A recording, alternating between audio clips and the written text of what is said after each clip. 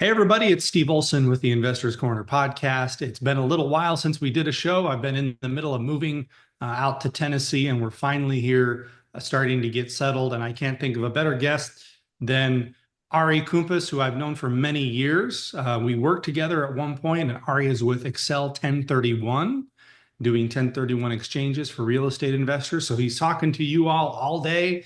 He hears all the questions, has all kinds of insights because we are really seeing a lot of those 1031 exchanges right now in this market. So I wanted to bring Ari on to chat with us for a few minutes. How's it going today, Ari?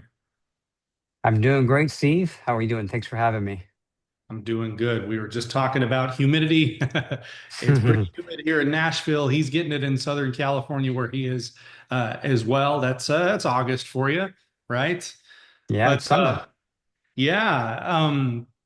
So Ari, I think I probably talked to somebody contemplating or doing an exchange every day, right? It's a common thing that happens. But I just want to start very basically, like what's a qualified intermediary? Why does it matter? Why can't I just invest my money again in real estate and call it good? Yeah, that's a great question. So we are what's called a qualified intermediary and or accommodator. Some people call us accommodator, qualified intermediary, QI for short. But we are like almost think of us like the middleman for you when you're selling an investment property and you're doing a 1031 exchange. What we do as a company, we not only hold your proceeds, so when you sell your relinquished property, your proceeds are going to get wired from your title company to your exchange account. So you don't touch them because if you touch them, then your exchange is disqualified and you can no longer do that. So we hold your funds until you select your new replacement property. And then upon your instruction and the title instruction on the replacement property, we wire those funds over to them to close. We also make sure that you have the proper documentation in place. We always check title reports on the relinquished side and the replacement property side to verify the name of the seller and the buyer are matching the purchase contract. So we make sure all that's set up and that you've signed that, and then also make sure that you're following the rules. Steve, I like to tell people that a qualified intermediary is an extension of the IRS. We really have to help you understand the IRS guidelines for the 1031 exchange. So we are like the IRS. Thank God this we're not, but we actually are like an extension because we want to make sure you understand all the rules and the guidelines and stuff. That way you can defer 100% of your capital gains tax. I hope I can't hear you. Let's talk about some of these rules. Sorry about that. um, tell me about the timeline because we can't just do this whenever we want. What kind of timelines are we restricted by? Yeah, so the timelines kind of hang people up a lot because people say, "Well, I don't want to do a 1031 exchange because I don't want to be binded by the timelines to select a new property." So the way it works, and this has been like this for many years, when you close on your relinquished property, the day that you close on that, that starts the 45-day identification period for identifying your new replacement property. So you have 45 calendar days to identify. What does identification mean? Well, we send you an electronic form where you can actually, or where you will put your addresses down of your soon to be or your future replacement properties, whatever you want to select. And you write the addresses down. Typically, we see people write the addresses down on that form when they get an offer accepted. That way, you don't have to keep going back and forth, edit the list, etc. But we send that form to you. We have 45 days to identify. Doesn't mean you have to close on it. Just means you need to identify that piece of paper or the electronic document has to be signed and dated by the 45th day, no later than the 45th day to us, right? So we make sure that that's in writing. We don't send that to the IRS. It's not like the IRS sees that, but in the event we ever get audited, because we do get audited from time to time, QIs do get audited, we have to make sure that our books are correct. We have to make sure that our clients are following the same guidelines. So 45 days to identify. Then you have a total of 180 days from that day that you close to complete your exchange. So identify and the close on the property. All right. So if you want to think about it this way, 45 days to identify, then after the 45 days, an additional 135 days to close. Closing is usually not the problem. It's sometimes people get hung up on, hey, this is crazy. I got a month and a half to select my replacement property.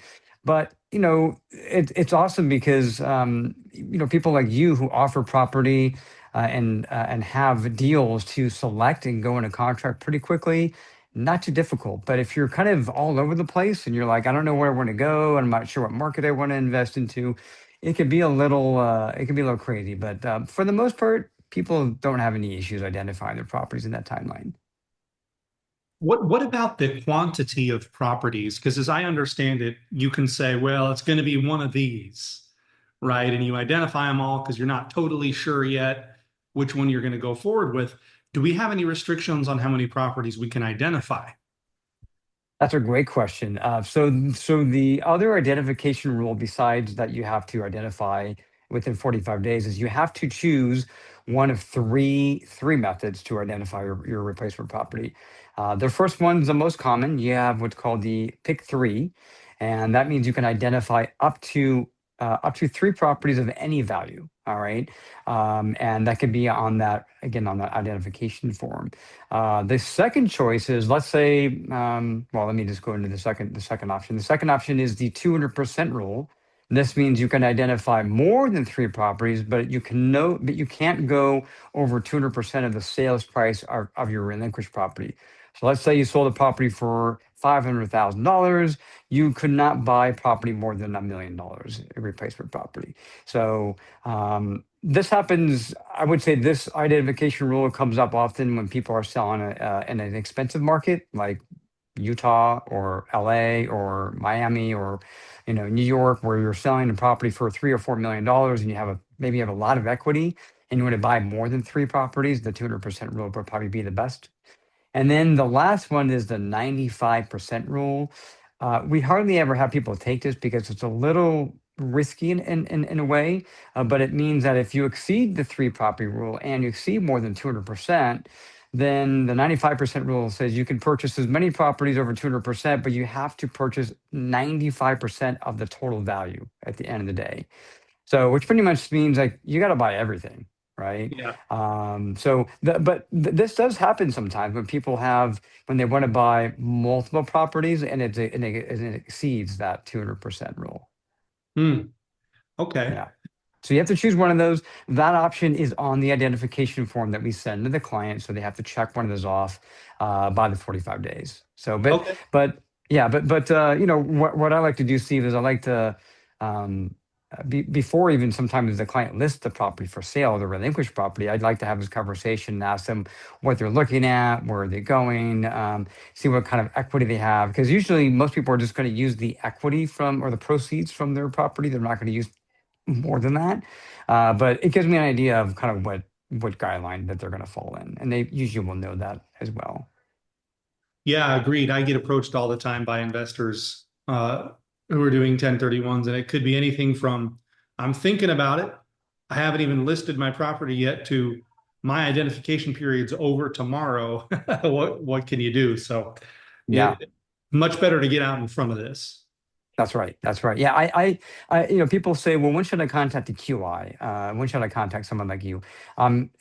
If you've never done an exchange before and you really don't know much about it, definitely the sooner the better. That way we can kind of get the ball rolling. You can get understanding. Because Steve, I something that I see quite often is people don't understand what capital gains taxes are. And I don't know if you want to go into that or if you want me to explain kind of how it's calculated, but sometimes people Thanks. get that confused. And if you could wrap in, depreciation recapture into that too, I think they go together, but we'd love to hear about it. Yeah, absolutely. So capital gains tax, what it's not, it is not the amount of equity that you have in your property. So some people say, well, I have a property for 500,000 and I owe 300,000. Then that $200,000, equity in there is what I have. That's my capital gains. It's actually not correct. So you could actually have capital gains and have zero equity. I'll give you an example here in a second, which is quite interesting. I had an exchange recently where that happened. But capital gains is simply the gain of what you bought the property for versus what you're selling it for. Okay. Now it's the gain. So let's say you bought a house for a property, condo, townhome, commercial, whatever. Let's say you bought it for $100,000 and now it's worth $500,000. Well, that's a $400,000 gain. It doesn't matter how much debt you have on it, how much financing you have on it. You can have finance up to up to the hill on it, but still, you bought it for 100, and now you're selling it for 500. Now, if you've taken depreciation, which Steve mentioned, if you've ever taken that, most investors take that. I highly recommend taking depreciation on any investment property. I'm not an accountant, but I do invest as well. And I'll tell you, depreciation you should take because it does shelter the income that you're making on that property. And some people say, well, I don't want to pay that depreciation recapture tax back when I sell the property. Steve, guess what? The IRS does not care if you took depreciation or not. They're still going to tax you on that depreciation recapture tax, regardless if you use exchange. So people say, well, I didn't take my depreciation, I shouldn't have to pay it. That's not how the IRS views it. So you should be taking depreciation every year if you can. So, but when you take that depreciation, let's say on that $100,000 property, you took $30,000 of depreciation over 20 years, let's just say. That's going to lower your basis from 100,000 down to 70,000. Okay, so now your basis is 70,000, and if you've done any kind of capital improvements to the property, like maybe you added a roof or an HVAC, let's say you added $20,000 worth of capital improvements. Now you're back at $90,000. So that's what's called your adjusted basis. So then you would take that amount and you subtract it from what you're selling it for, and that's your capital gains tax. All right. So not too difficult. We have some calculators on our website that help you. If you know the numbers, it kind of helps you calculate what your capital gains tax could be or what it might be. A lot of people will talk with their accountants, and their accountants can figure that out for them because people say, well, how do I know my depreciation schedule? Well, every year it's on your taxes, right? So your tax return shows how much you'd be taking in depreciation. But just a quick and dirty method is, just to kind of figure out what your capital gains tax is. So it's important to know that because again, some people get that confused on what that is. Now, Steve, I will tell you you mentioned depreciation recapture tax. We talked about it for a second. Your capital gains tax for real estate is actually there's four types of taxes that are in capital gains tax. So you have the depreciation recapture tax, and that accounts for 25% of your capital gains tax. So that's huge. Then you have what's called net income tax, which you're probably going to have to pay on that, which is I think like 3% if my memory serves me correctly. Then you have your federal tax and you have your state tax, right? So it depends on what state you live in. If you live in a high state income tax like me, like California, New York, Illinois, New Jersey, I don't know if Utah or Tennessee doesn't have any state income tax, but if you're in a high state income tax state, you're going to be paying combined. The average is around 30% of your capital gains taxes on what your capital gain is. So if you have $1 million capital gain and you live in California, you could be paying $300,000 in taxes to Uncle Sam if you do not do an exchange, right? So that's a lot of money. If you're in somewhere like Tennessee or Texas, it might be around 25%, but the range is from like 25 to 39%. I don't know everyone's situation. I don't even need to know your individual tax situation, like how much you're going to have to pay. But if you're doing an exchange, it doesn't matter because you're going to defer up to 100% of your gains. So hopefully that Very makes good. sense.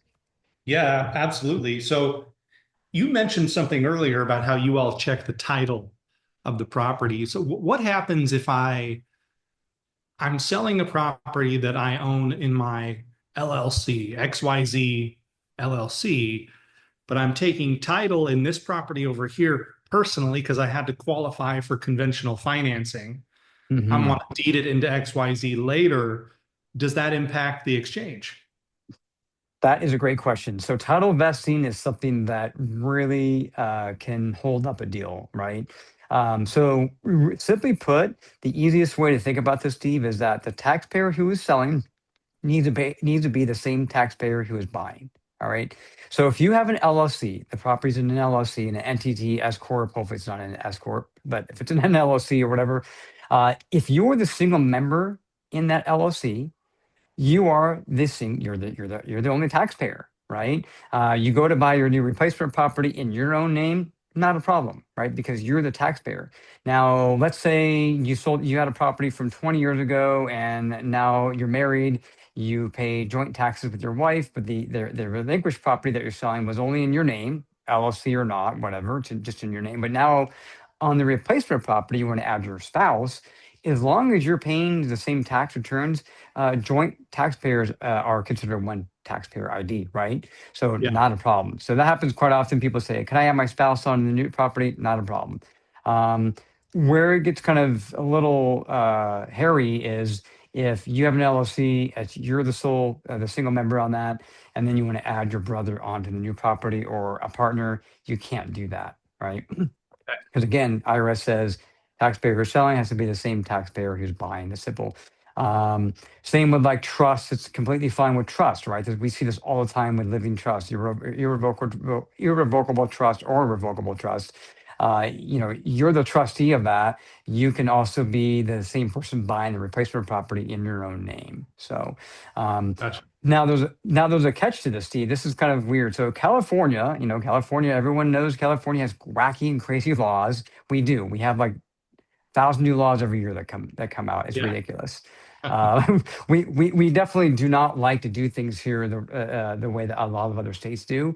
But in California, if you own a property in an LLC and let's say it's your sibling, let's say Steve, you have a property in California with your brother, and it's in an LLC. You want to do an exchange, but your brother doesn't want to do an exchange, right? Well, that needs to be resolved before you close as far in advance as you can. Because here's the thing, that scenario means that you have title needs to remove your LLC from that property, and you need to be joint. I'm sorry, tenants in common for that property. So you need to take the property out of the LLC, put it into tenants in common. Let's say it's Steve Olson 50%, and then your sibling would be other 50%, and then you can close, and then he can go his way, you can go your way, right? But in California, they frown upon that. They scrutinize about that. Like if you're going to close like in a week, and someone says, "Hey, my brother doesn't want to do an exchange. It's in an LLC.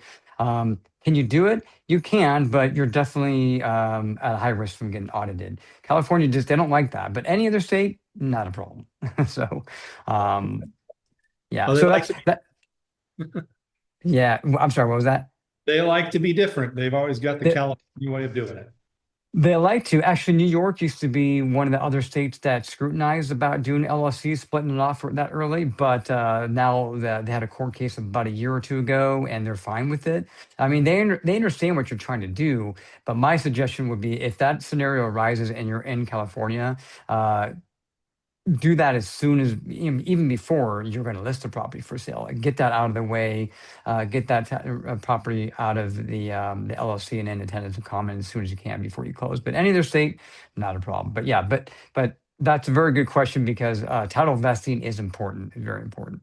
Okay. Bottom line, if you're in California and you're a partner on a deal, you can do your homework ahead of time. Yeah. Yeah, well, we see a lot of commercial properties like that, and we just have to warn people, hey, like do it far in advance before you sell the property. Then it's not going to be too much of an issue, or any of an issue. But just we always warn people with these types of things. Can you do it? Yes, you can, but just it's risky. I guess the way California looks at it is like, hey, you just this LLC just run off, and one party did an exchange, and or I mean, you split up a week before you did the exchange, and one person didn't. It makes you look like that you didn't really own the property for very long. That's kind of how Yeah. they look at it. Yeah. Right. Yeah, and that goes along to another quick topic, Steve, is that people ask, well, how long do I need to hold the property before I do a 1031 exchange, right? This is very common. There isn't a set rule that the IRS says. There's nothing that says you need to hold it for 6 months, 2 years, 5 years. However, many accountants and CPAs will recommend 2 years that you hold it before you've done a 1031 exchange. So make sure you have at least, you can do 1 year, one year, but 2 years or longer is better. We see people who do exchanges, most of them do it. They've held the property for a long time. It's been a long-term buy and hold rental property, Yeah. maybe 5, 10, 20 years. That's going to qualify for an exchange. Flipping properties, unfortunately, Steve, does not qualify for a 1031 exchange. to do Right. And that. that's the whole premise is the shorter you own it, the more likely they're going to want to get you for ordinary income tax as opposed to capital gains. That's right. Yeah. It's funny. I've had a few clients, or well, potential clients ask me this. They said, well, I bought this property 6 months ago, but it's not going to be ready for a flip for like another year because I have permits and all this other stuff, right? Building it. So it's like technically it's a year and a half. Does that qualify for an exchange? Probably not, I mean, you're still your intent is to flip it, right? Your intent was never to Yeah. rent it. Yeah. Yeah, so that will be challenged, and you could get audited. Audits are random, right? So it's not like you can do it, but auditing is random. Um, Another scenario that comes up with that, Steve, is someone says, "Well, I rented the property for a year, and then I spent the next year renovating it, and now I'm selling it, and I'm going to do a 1031 exchange." Again, that's going to be pretty hard to persuade the IRS if you ever get audited that would qualify, because again, the year that you're renovating it, you didn't have it rented. You were essentially flipping the property, right, in that Hmm. year. So pretty tough. So just rule of thumb is if you're trying to flip a slow flip, you've heard the term slow flip before, or a regular flip. Slow flip just is when you do it longer period of time, Yeah. 2 years, whatever. Those are usually not going to be the best for an exchange. Well, that kind of gets into what I wanted to ask you. Aside from those, what are some of the common things that you see disallow 1031s? What ruins them typically? Yeah, well, that one definitely, which I was talking about, the potentially flipping scenario. We don't recommend them. And people say, "Well, I worked with the 1031 exchange company before in the past. I did. I never had an issue." We don't do it. Again, we want to make sure we're doing everything by the book, so we don't do those types of things. So that would disqualify as a 1031 exchange. Of course, buying a primary home from, for a replacement property, that's not going to qualify you for an exchange. However, you can purchase a new property. Let's say you're selling a single family home and you want to buy a new single family home, but you want to live in a single family home at some point. You can do that, just rent it for 2 years or more, and then you can move into it. It's actually an interesting strategy because let's say someone wants to buy up, or they don't want to be a landlord anymore. They're just done, and they don't want to own real estate. I don't know why you would not want to own real estate. I own real estate. You own real estate. It's a great asset. But let's just say someone's done. They can sell their relinquished property, exchange into something that's going to defer their capital gains tax, rent it for a couple years, and then they can move into it and actually claim it as their primary home on their tax return moving forward.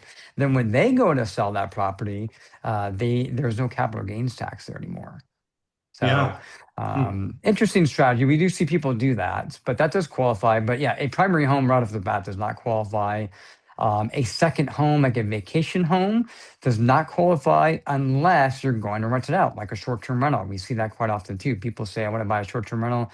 That's fine. You can stay in it, but no more than 14 days out of the year. The IRS doesn't want you to stay in there Okay. for more than 14 days out of the year. But that would disqualify you. But see, pretty much anything else would qualify for a 1031 exchange. Like kind property, you've heard that before, right? Like kind property, vacant land qualifies for like kind. New construction, condos, single family homes, medical, office, flex space, warehouse, industrial, all that qualifies for 1031 exchange. But I would say, going back to your other question, yeah, other things that could disqualify you, or just kind of things that people that can mess up an exchange, the vesting, right? So not having it vested correctly, or using someone else's name, or again having the LLC scenario where you're trying to split up and someone doesn't want to do an exchange at the last moment.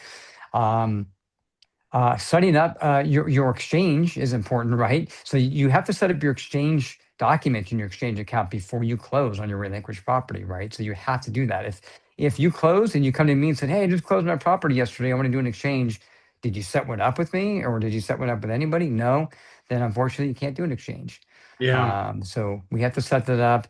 Also, the one of the one of the not requirements, but one of the rules to defer 100% of your taxes, Steve, you know this, but there's really three guidelines to defer 100% of your taxes, your capital gains taxes. The first one is you need to purchase equal to or greater than your net sales price. All right. So let's say you sold a property for 500,000. After closing costs, commissions, you netted 450,000. So then you need to purchase new real estate at 450,000 or greater. So some people will say, well, I want to buy something for 200,000. Can I do that? You can, but whatever the difference is between that price and your net sales price from your relinquished property, you're going to have to pay capital gains tax on. So it might not even make sense to do an exchange at that point. You're going to be paying capital gains regardless. So that would be a rule. You got to purchase equal to or greater than. The other one is you need to spend all the cash, all the proceeds. So on that scenario, on that example, let's say you didn't have a loan on it and you netted 450, you need to spend all 450. If you keep any of it, which you can, but you'll be taxed on whatever you keep. We've got people that ask us all the time, and they do keep proceeds, and they say, "Well, I have another property that I want to pay off, and I want to keep 100 grand in cash." You can do that, but just know that $100,000 will be taxed. Okay, you're gonna have to report that.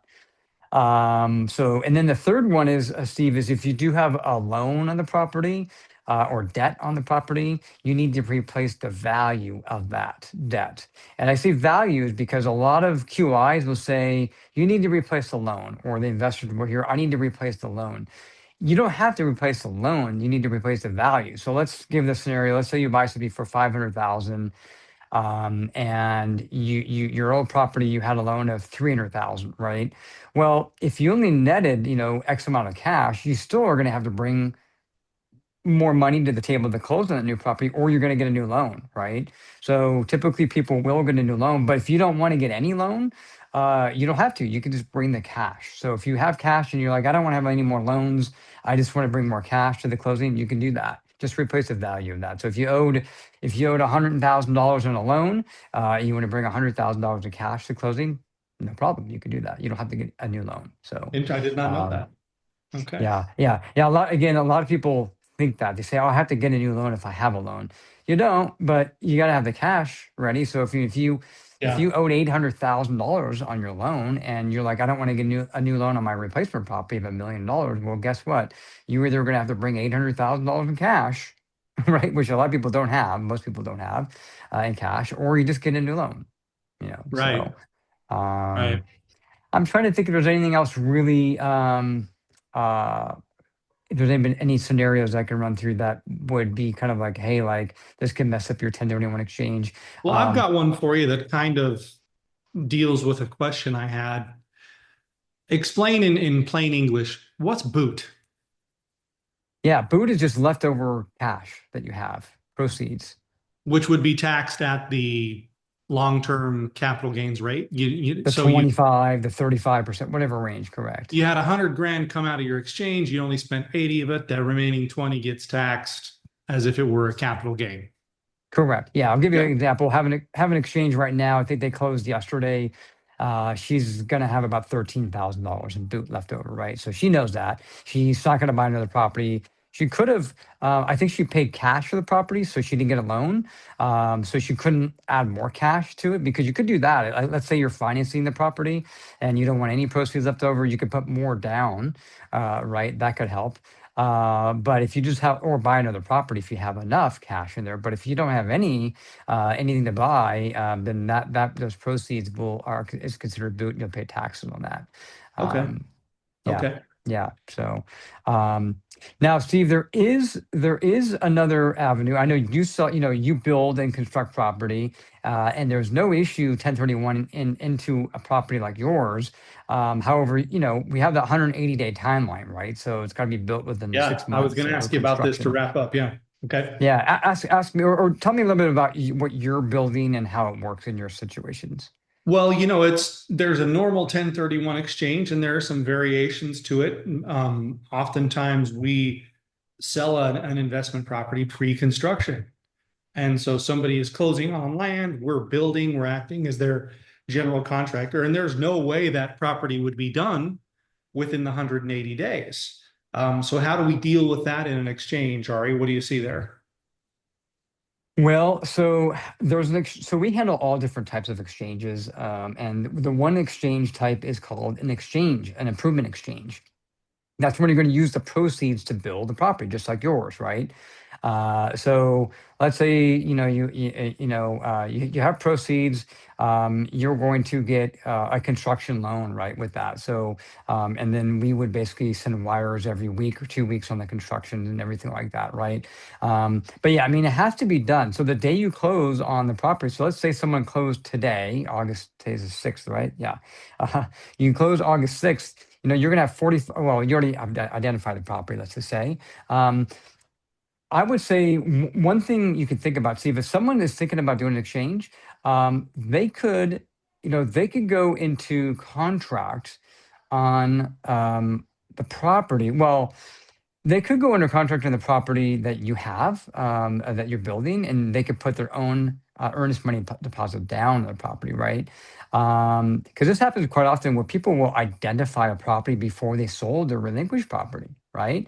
I'm not talking about a reverse exchange. That's a whole different topic. But someone, if they know, if you run the numbers with them and you say, okay, this is how much they think they're going to net on their relinquished property, this is how much the replacement property is going to cost, then they can maybe go, a month or two and get the permitting and building going, and then list their property, or at least accept an offer maybe a month or two in.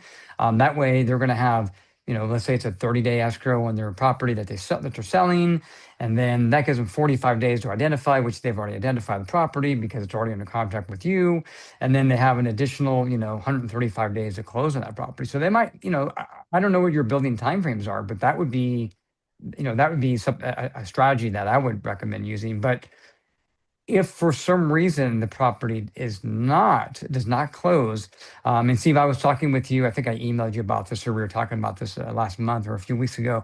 The property needs to have an appraisal in order for us to say, okay, cool, the property is done, it's built, it's ready to go. Are there things that can be maybe not completed yet?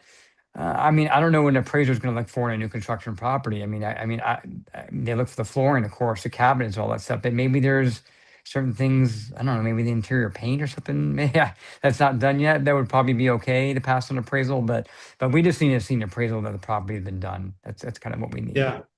Okay. Um, Well, good, Art. what's the timeline on your property? Do you think from start to finish, 6 months, 180 days is enough time? It's more like 9 months to build a brand new fourplex, front to back. So we've utilized that improvement exchange strategy where, you add up all of the improvements, the draws that happened.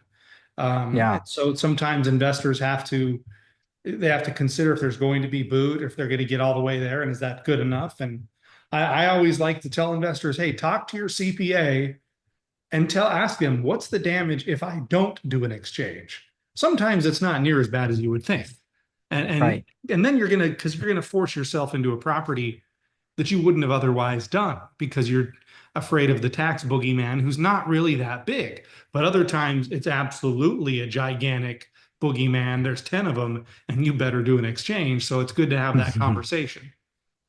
Yeah, because we don't know your tax situation, but you might have 10 other rentals or 20 other rental or investment properties that you have all kinds of losses on. And if you don't do an exchange, I don't know how big, if it's a large capital gain, then I don't think any write-offs are going to excuse that. But if you have a smaller gain, let's say it's a $80,000 gain, and you have some other properties that are, write-offs and more losses, it might not hurt you as bad. But one last thing, Steve, I wanted to tell your listeners is that they could do what's called a reverse improvement exchange. It's a reverse exchange, meaning that you buy the construction property first.